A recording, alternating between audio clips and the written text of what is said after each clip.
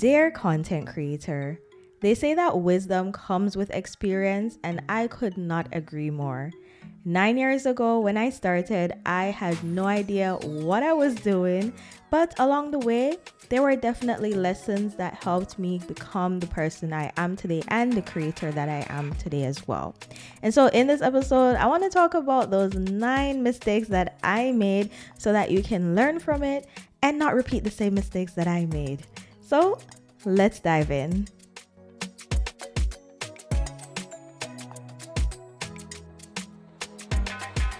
What up, beautiful people? Welcome back to another episode of Dear Content Creator. I am your host, Karis Maggie. If you are listening to this episode by the time it has dropped, which would be in the smack middle of the end of summer, I truly appreciate you still tuning in, taking the time. You could be outside, but you know what, y'all? We can be outside and still listening to podcasts at the same time. So if you're one of those people, big ups to you. And whenever you do find this podcast for my new listeners, I appreciate you for being here as well. So y'all, I'm trying something a little bit new today. So usually I would have my headphones on. For those of my viewers on YouTube, you would see me wearing headphones so that I can actually hear myself while I'm recording my episodes. But today, y'all, with the hairstyle that we're doing, it just not gonna work out. You see, I have this big old fro today. She's cute. And I just look weird with it on my head. So, you don't want to see how it look? All right. Let me appease the viewers. I might put this up on Spotify for those of you who are... Look here. Look how I look. Look how that look. It's giving Edward Scissorhands. Like, absolutely not. No. So, we're going to remove this. So, your girl can be cute throughout the rest of the episode, and hopefully there won't be any issues with the audio, so fingers crossed. But anyways, y'all, thank you for tuning in. Guys, it has been 9 years since your girl has been a content creator. 9 years, literally almost a decade. I cannot believe it.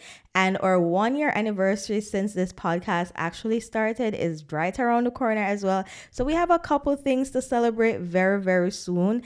But I want to do a little toast, I think when I had started off this podcast, I had me a glass, or was it a bottle of Red Stripe beer in my favorite flavor. It was sorrel. If y'all know, you know, the Red Stripe beers that are in a different flavor, there's sorrel, watermelon. Those are my two favorites. And I believe recently they introduced mango. I'm gonna need y'all to get that to Canada ASAP, okay? Okay, Red Stripe, please and thank you. It's literally the only beer that I actually can drink and will drink. But today, we're having a little wine to celebrate, have a little chit chat. This is one of my favorite wines. I don't remember what it's called, but it's one of the blue bottle ones. It's from Italy and it's a Moscato. Hold on, I'm gonna take a sip. It never disappoints, but y'all, cheers with me if you have your pretend glasses. Cheers to 9 years. Cheers to 9 more years, and even more 9 years after that, It has been quite the journey.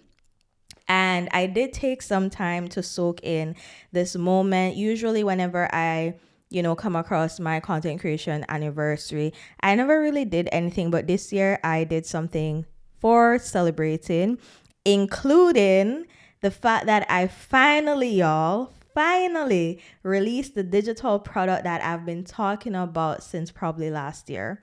I finally released my first digital product, and I thought it would be fitting for me to just wrap all of the lessons, the tips, everything that has helped me along the journey for new and emerging content creators, so you guys don't have to start from scratch. I'm teaching you the things that will be relevant for you to succeed in today's content creation world based on all of the mistakes, all of the lessons I have learned along the way. And I hope that you will find it useful. So more on that probably later on, but if you want to check it out, it will be in the show notes. The link will be in the show notes for y'all to check it out. But in this episode, y'all, we are going to get into the tea of the 9 mistakes I have made as a content creator.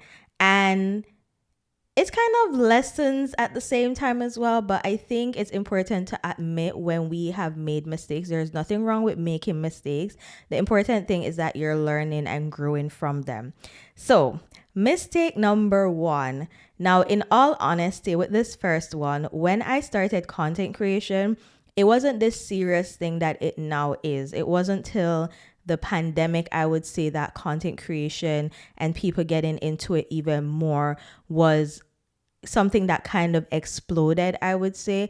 But prior to that, there were a lot of us who were doing content without any help, any tips and tricks to help us, with little hacks of how to do things quicker. We literally had to figure out things along the way. And truth be told, a lot of us who did started out as content creators back in the day were doing this for fun. There was no incentive of getting paid when I started. And even then, if there were any incentives of getting paid, I sure as hell did not know about it. So mistake number one, there was a lot of doing no research and just acting on vibes. So that is the first one. No research, just vibes. And even though this would have been a mistake that I made when I started out, because it was a mistake that I repeated for a couple of years until I finally got my groove of learning and understanding this space that I'm in, being a bit more strategic with my content and things like that. I honestly love the journey that I've had, because there is a good thing in being a bit oblivious and even ignorant when you are doing something, especially when it's supposed to bring you joy. I think in the beginning, if I was stressing about certain things and I'm not seeing the results that I wanted at the time to get to that goal, it would have discouraged me and I would have stopped like prematurely. I am telling you the honest truth based on how I know I am. Like, if there's something that is stressing me out too much and is causing too much problems, I am someone who already gets in my head. I am a big overthinker, y'all. Anyone who knows me will tell you that I overthink a lot. I need to do better of it, of course. But I am truly grateful for the way my journey started, because I think that it just allowed me to not be afraid to try new things and experiment. Interestingly enough, a lot of the things that I started out doing as a content creator at the time, they were not popular or trending then, but now they are. Like series-based content. I remember doing series-based content on my YouTube channel from 2016, 2017 when I started, y'all. Now it is this huge thing, especially with short form content, that everyone is doing series based content type of thing. I did 3 series that I can remember. There was Maggie Goes to Camp, where I documented my journey of working at a summer camp for the first time. I did Surviving University. And I can't remember. There was another one that I did, but it's escaping me. But it just shows me that sometimes it's not that what you're doing is wrong. Sometimes it's just the timing of it. So there were a lot of things that I did back then that I am seeing now a lot of people are doing, and it's just become something that has evolved over time as well. And OG YouTubers can also tell you too. They also probably had series-based content that they did that eventually kind of died out, and then it's like picking up again, but in the short form world is where it's mostly picking up.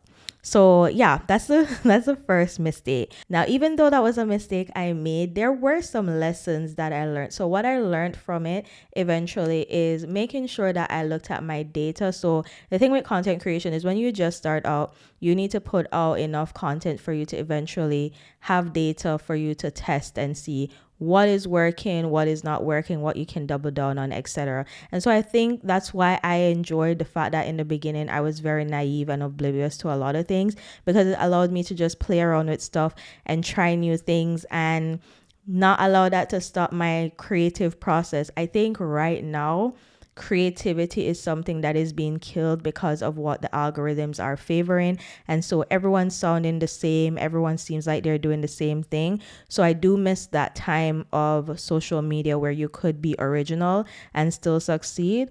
Right now it seems very rare.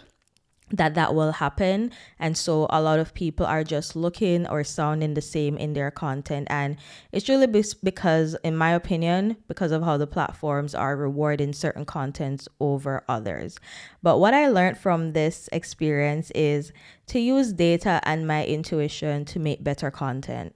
So as I was collecting more data, seeing what people are interested in, I was able to understand, okay, at the time when I was mainly making content on YouTube, what are the things and the content that I make that's bringing people to my channel?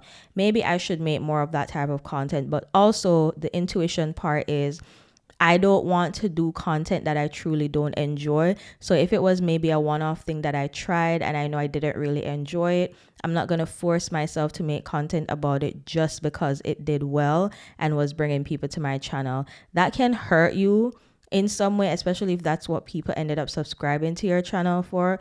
But I always had that mindset of, I have to do things that I actually enjoy doing. But I've seen even bigger creators, admit that yes, they have grown faster by doing content that their audience seemed to enjoy or what was really making them super popular. But they really missed being able to be original and just creative, and felt like they couldn't do that because their videos wouldn't do as well. I honestly didn't care, I think there are other things that also matter to me more than content creation. And because I don't just define myself as a content creator, and that's not the only thing that I find that fulfills me or defines me, as I mentioned in one of my episodes, if this doesn't work out, I will be completely fine, because I'm not just a content creator. There are many parts of me, many things that I can explore outside of this. And this is just one thing right now that I truly enjoy. So I'm in it for the long haul right now. But if I needed to give it up one day, that would not be a problem. So that's the first mistake. Let us move on to mistake number 2. Doing everything for free. Now, to be fair again to me, back then, nobody was really paying you to do content unless you were someone who was very business minded from the very beginning, that you knew how to find ways to make money and not just be doing things for free all the time. For me, I think also numbers played a big part back then. It still kind of plays a part right now, but right now people care mostly about engagement. How engages your community for us to invest this money into you? But back then it was really just people looked at your followers, and that defined if they were going to work with you or not. And so back then it was mainly people who had the followers who were really getting paid like that. The rest of us were not really getting paid, because the first thing that they would ask you is, how many followers do you have, right? And so I remembered for the longest, I think for the first 4 to 5 years of my content creation journey, there's so much that I did for free. And some of it that I did for free, if I'm being honest with you, it was in the hopes that it would bring other opportunities for me through those same people that I did stuff for free, or exposure, that lie that we're told about doing this thing and it will bring you exposure. Exposure don't pay the bills, baby. A lot of us are learning that, especially in today's society, because content creation is now a legitimate job. It is a whole, the creator economy is worth in the billions right now, or it's projecting to be worth in the billions. So it's like no one has time to be doing anything for free anymore. If there is a reason for us to do anything that is free, it's kind of not really free, because there is probably a reason that we did it. There's a strategic move behind it as well. So for me, anything that I do for free right now, it is for strategic purposes, and it's also very limited that I even do anything for free, if I'm being honest. But I remember when I just started out, I would take every single thing and not question or negotiate, even attempt to negotiate, y'all. It was bad. But yeah, you learn over time that you need to stop undervaluing not only your time, but what you bring to the table, the value that you bring. Because regardless of how many followers you have, At the end of the day, what you're providing is a service. And the way the content creation world has evolved right now is that you don't have to just be someone who relies on like brand deals. So where followers and probably engagement is a big aspect of you getting paid to promote a product or service on your page, with the pressure of getting engagement, even though the platforms suppress your content the minute they know it's a paid ad, you could explore opportunities like UGC where you don't even have to post the content on your page. All you have to do is create content for them that they can use however they want. So people who are usually very skilled at making content, especially aesthetically pleasing looking ones, do very well in this area. And it's also an opportunity for you to build those skills. I have been learning to build other skills along the way. I did talk to you guys in a previous episode that I was part of the Pinterest Inclusion Fund for 2025, and it really challenged me to think of other ways I can make content. I bought those photography backdrop things, and I took pictures of some of the PR packages that I got so that I could then turn that into Pinterest content, but also it can help me with things like affiliate marketing. So going back again to, there are ways that you can do things that is not necessarily just free all the time. So yes, even if you're recommending a product or a service, and even if it's not a brand deal, if you have a really good affiliate program that you are a part of, by you sharing this product that you're genuinely using and you love, you can get rewarded still for your time and the effort that you put into it, because you're also putting your name and vouching for this product or service or this brand. So yeah, I think everything changed when I definitely started to see my worth even more. And at some point you also learn what is worth your time. So for me, it was, what will I actually get up out of my bed? Like, what is the minimum amount of money that I will get up out of bed for? That is how I kind of decided what my starting price would be when I eventually started charging. And if there was any case where a brand couldn't afford it, I would weigh the pros and cons of, is this something that I can do right now? Do I have the time and flexibility? And by doing it, will it then open opportunities maybe for another brand that I can work with who is in a similar industry? Like, what does that look like for me to do this with this budget that they have? Like, you are the only person who can decide for yourself. So regardless of what people say out there are times when you're going to accept to do quote unquote free work if the payoff in the end for you is going to be worth it, in your opinion. But that is something for you to decide. So yeah, that's the second thing.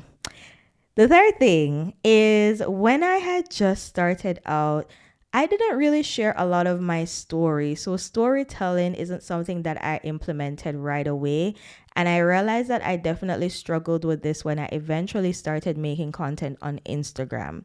It took me super long to grow on Instagram because literally this is what I was doing.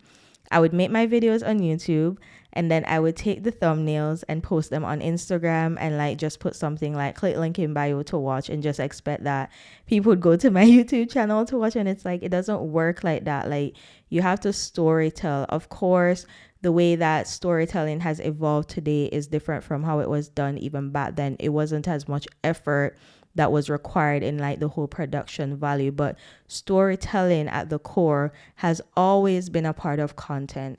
There's a reason why that influencer that you watch their vlogs, that for some people it might seem boring or mundane, is something that you find pleasure in, because there's something about that person that you can relate to. And so eventually I had to realize I need to find a way to connect with my audience for them to be invested in my story, because the strategy that I was using was not working out, y'all. So I felt like I was missing out on that emotional connection that I could make with my audience. But eventually, when I did tap into more storytelling aspects, so talking more about my cultural background, how it has informed, the things that I love to do. Like, why am I so interested in talking about food and culture? Is because of my very multicultural background. I lived in 4 different countries. These are the things that I've learned. And then even in that, there were so many layers to my story with me being born in Guyana. I'm Guyanese, but then my parents are from Haiti, but then I grew up in Jamaica. Like, there are so many levels and layers to that story alone. And then you put in the living in 4 different countries part. It's like, wow, like, you're already, to me, an interesting person. What else is it that you have to share? I might be interested to listen. So yeah, that's something that I would say transformed not only my engagement, but helped me to eventually build a community.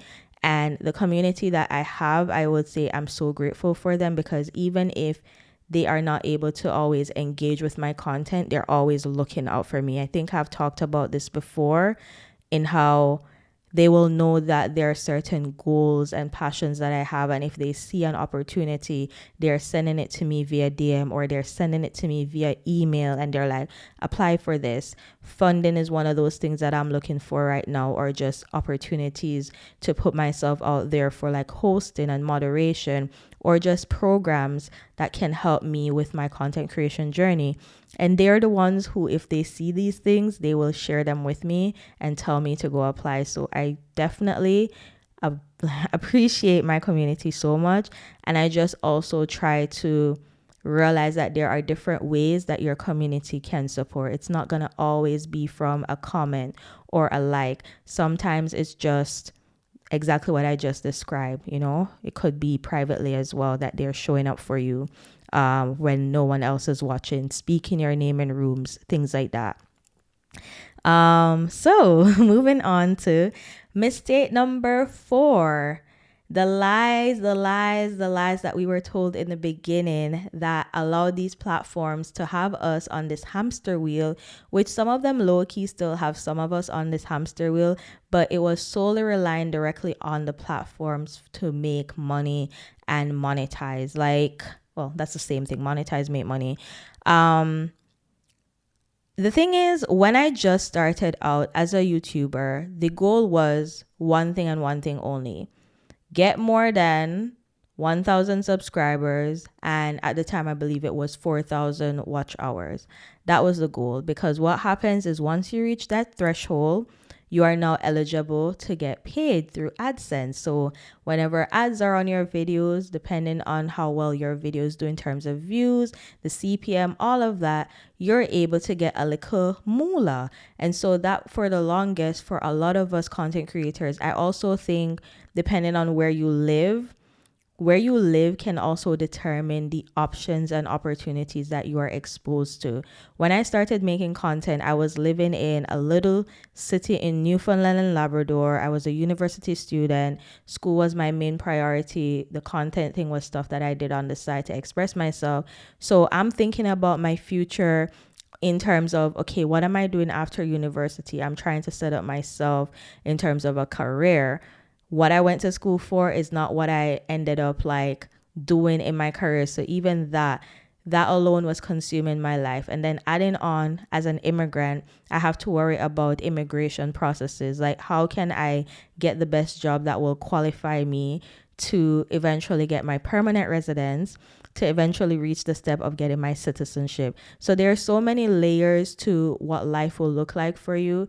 And I had to give myself grace in those moments of, you know what? I don't know what I don't know. And eventually I had to just learn this through the information people were sharing. And to be honest, a lot of gatekeeping was happening in the very beginning of content creation.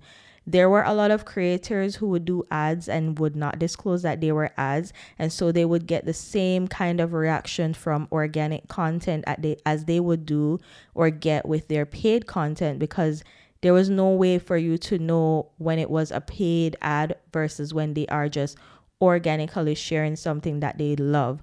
Nowadays, we can tell, but back then, a lot of your faves were literally promoting stuff to you that you went and buy with an affiliate link that you didn't know at the time was an affiliate link. So when you use the code or when you use their link to buy something, you didn't even know that they get a little commission for you trusting them to buy this product or use this service. So I would say it wasn't until maybe the pandemic happened that all of a sudden everyone was open to sharing all their tips and their tricks and helping you to grow and monetize, because there was something in it for them, whether it was through them selling a course, so they get your money by selling a course.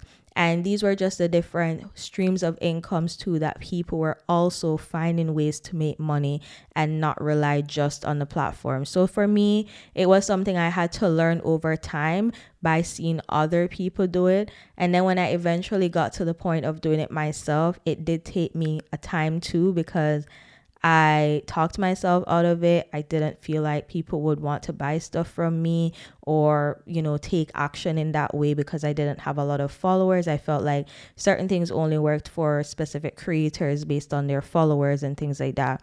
And that couldn't be further from the truth. So definitely something I've learned over the years. And I would say that I have learned to just explore and be curious and just continuously seek out new information and access to resources that are out there. And that brings me to the things that I'm loving right now segment, because I absolutely have to share this with y'all.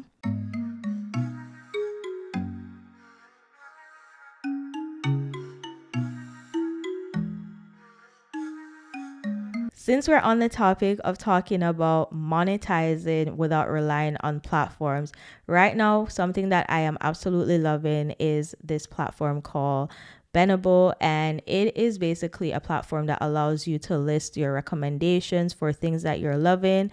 And whenever someone purchases from your, I guess you could say your list, because that is what it's called on the platform, you get a little commission. And it's something that at first I didn't really think would work, because I'm like, well, this is just another thing for me to worry about promoting to my followers and hoping that they buy. But no. Beanable doesn't work like that. It's all about them pushing your recommended list based on the quality of what you're providing in terms of your list and notes. So not only are you listing items, but you have to also state what it is that you love about this product, so that you're being helpful to other people who are shopping, and their algorithm is the one that does the work to push out your stuff. So it doesn't matter how many followers you have. I literally started using it maybe like a month ago, and I was able to get more commission than I was able to get when I was on Amazon's influencer affiliate, with a storefront, in a year span. I can tell you right now, I got nothing really from Amazon storefront, the influencer storefront, which I also had to reach a certain amount of followers to even get into that influencer program to begin with. And it literally didn't do much for me. So I am loving Beanable right now. So I encourage you to check it out. If you want to get started today, the link will be in my show notes for you to get started today. And when you recommend your first product, you can also be eligible for a little commission bonus. So check it out today. All right. The next thing, mistake number 5. I did not create a creator community around me quick enough. And there are 2 reasons for this. So as I mentioned, I went to school in Newfoundland and Labrador. When I started making content, I was already in my second year of university, and I went to that university for 4 years. So I was living in Newfoundland for 4 years. Technically, by the time I did leave Newfoundland and Labrador and move to Toronto, content creation was not something that was even on my mind. I wasn't as consistent at the time because I was trying to figure out my life in Toronto. I just moved.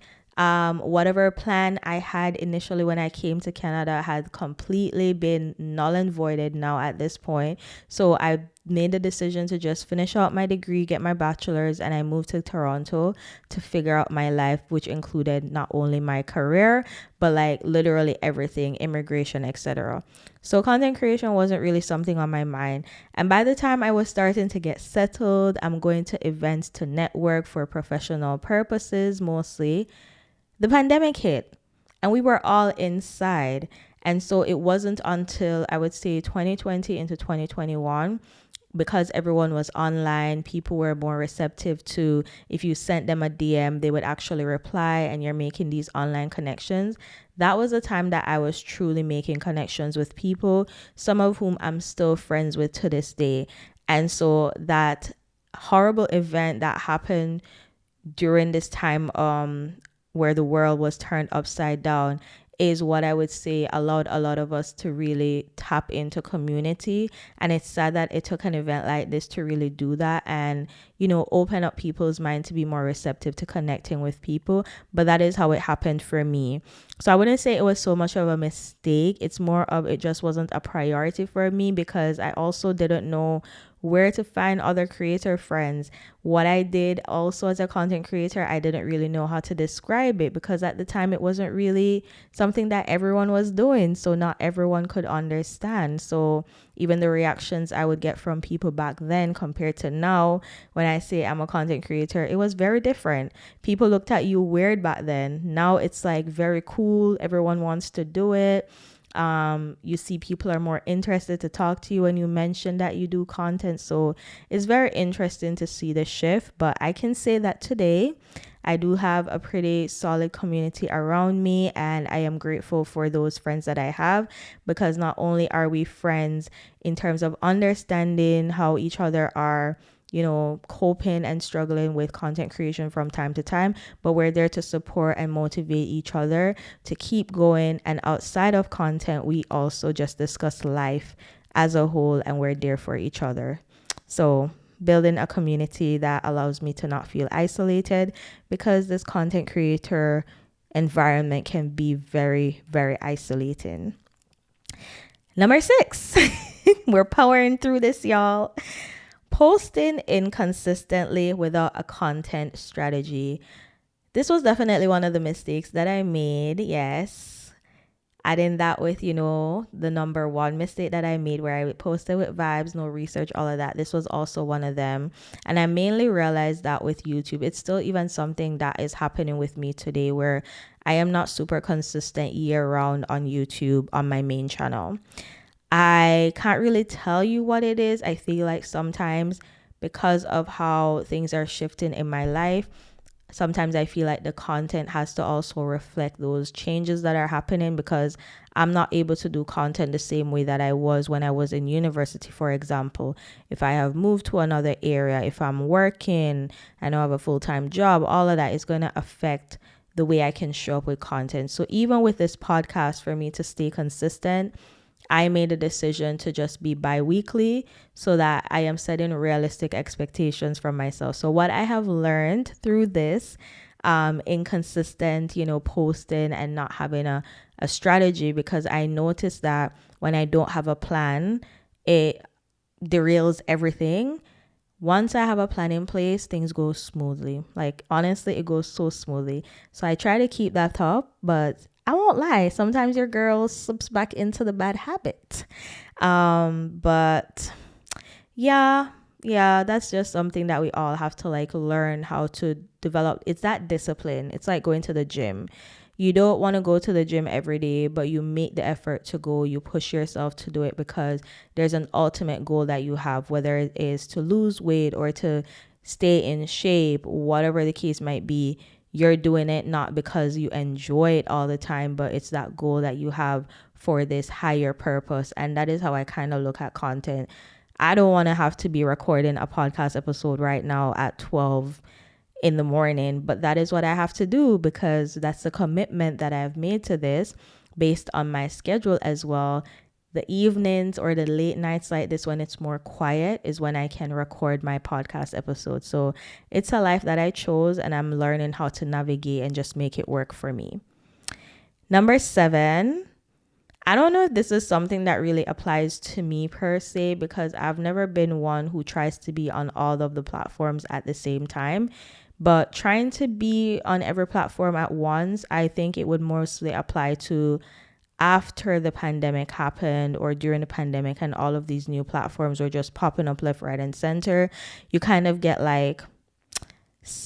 shiny object syndrome is what they call it. Yes, that's definitely something I experienced. And so just learning to allow myself to be aware of things that are out there, but not feeling the need to always jump on it. And I think the reason a lot of us are like that is because for those of us who missed that TikTok wave, we are kicking ourselves every day because we're like, damn, I could have been that creator or that creator if I had just started on TikTok when it just came out. But you know what?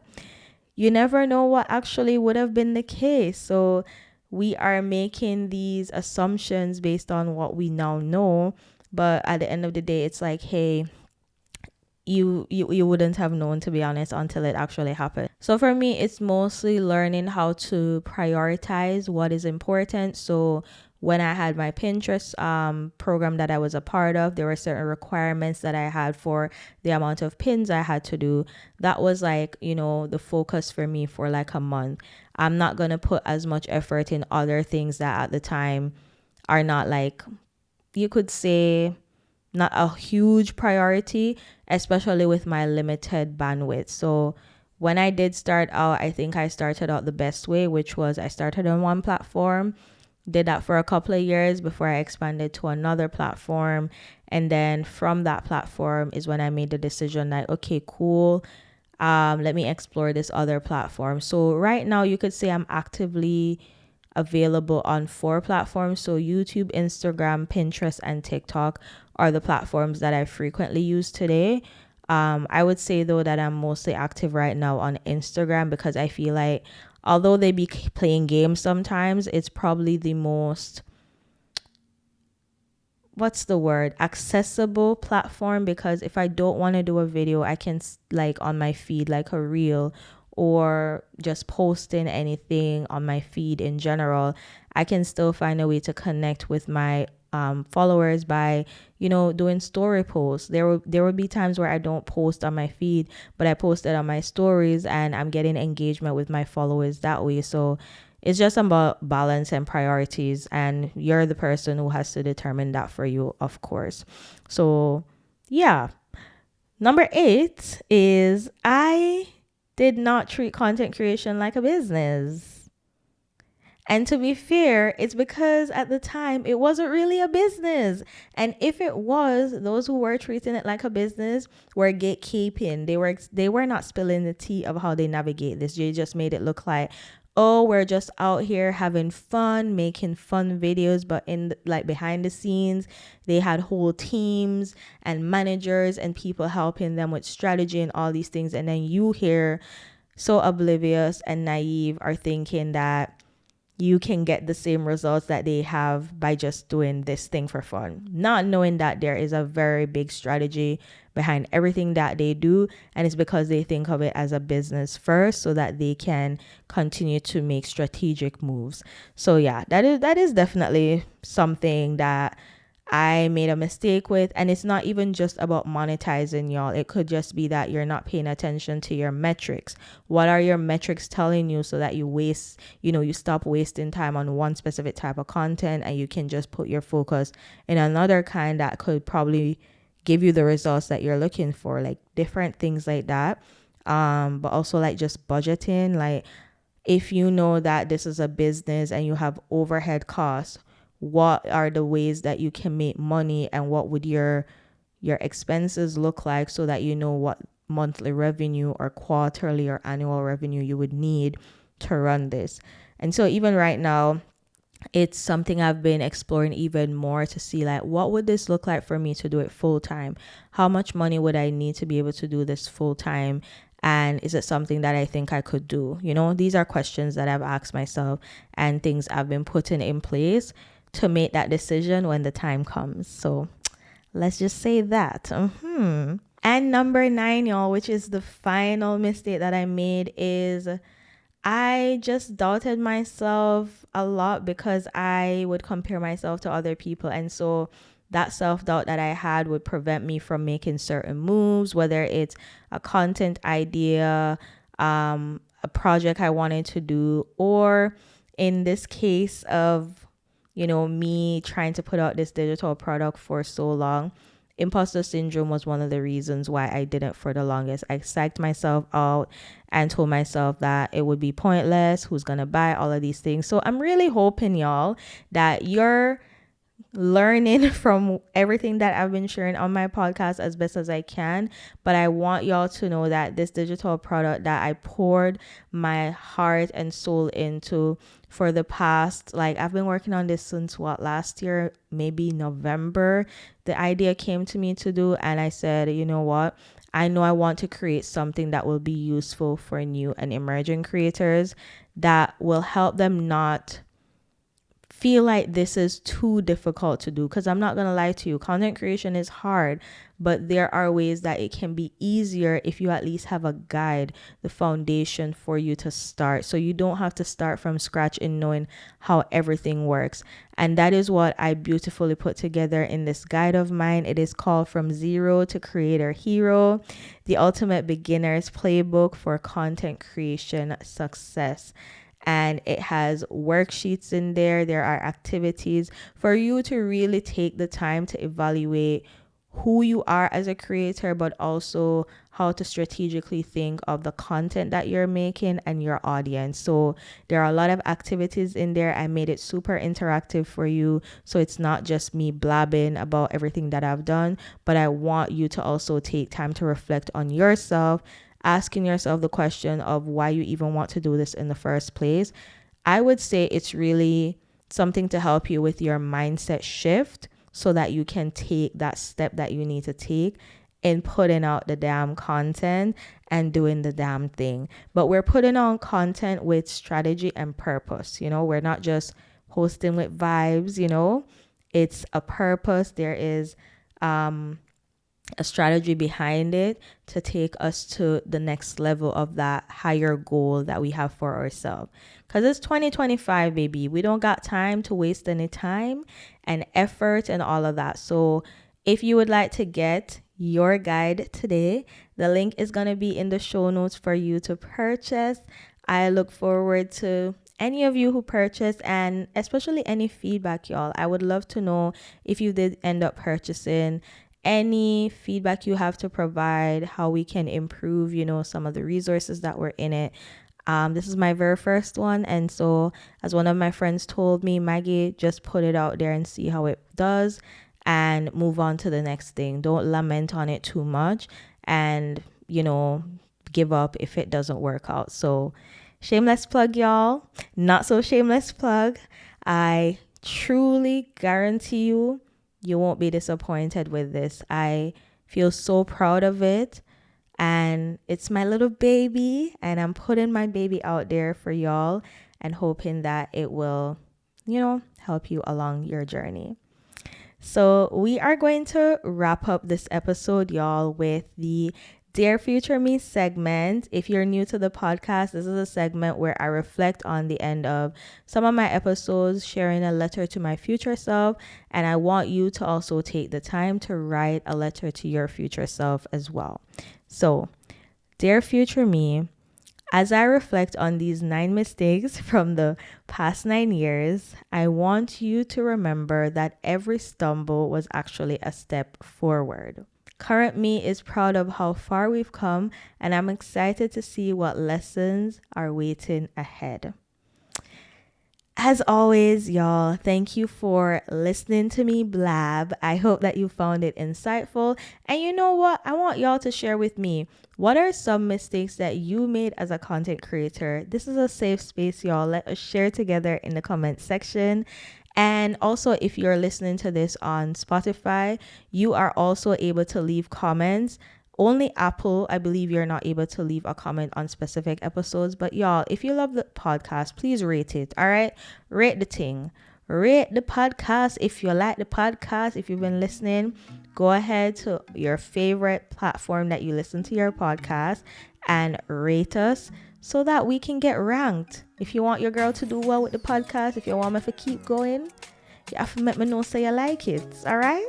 So until next time, y'all. Bye.